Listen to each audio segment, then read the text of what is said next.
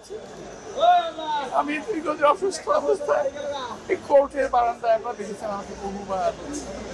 আজকে এখানে যারা আছে বিশ্বাস করি আল্লাহর যে রহমত, আল্লাহর যে বিচার, এই বিচার থেকে কোনো মানুষ রেহাই পাবে না। আল্লাহর রহমত যেমন আমাদের উপর বর্ষিত হয়েছে, তেমনি আল্লাহর বিচারও তাদের উপর বর্ষিত হবে। ওরা যে যেখানে আছে ওখানেই শাস্তি পাবে। আপনারা সর্বশেষ দেখেছেন বিচারপতি কি বলে মানিকের কিরকম জিল্লতি, কিরকম নাল্লতি যেটা কোরআন শরীফে আছে, যে আল্লাহ তাআলা যাকে বেজ্জিত করেন কিভাবে করেন উনি দেখিয়ে দেন।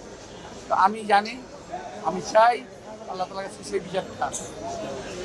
অনেকে বলতে পারেন ক্ষমা মহত্বের লক্ষণ, আমি ভাই মহৎ ব্যক্তি না, আমার জীবনের বিনিময়ে কাউকে আমি ক্ষমা করতে পারছি না।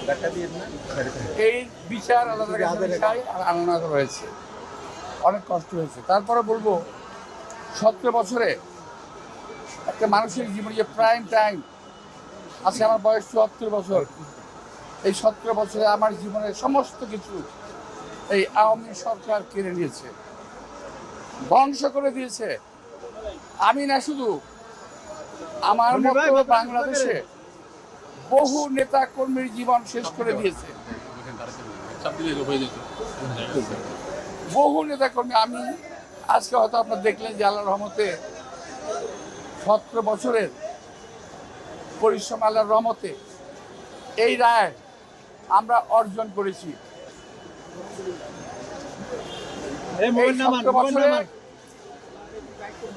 আমাদের বহু কর্মী নিহত হয়েছে, জেলখানায় মারা গেছে, বিনা চিকিৎসায় জেলে মারা গেছে। এই 17 বছরে বহু পরিবার ধ্বংস হয়ে গেছে। একইভাবে আমার পরিবার ধ্বংস হয়ে গেছে।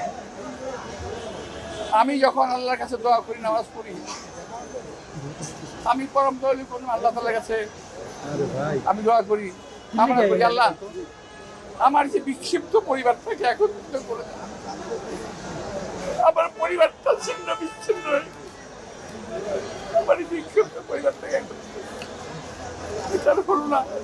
একটা ভাই মারা গেল আমেরিকাতে, একটা ভাই দীর্ঘদিন বাইরে।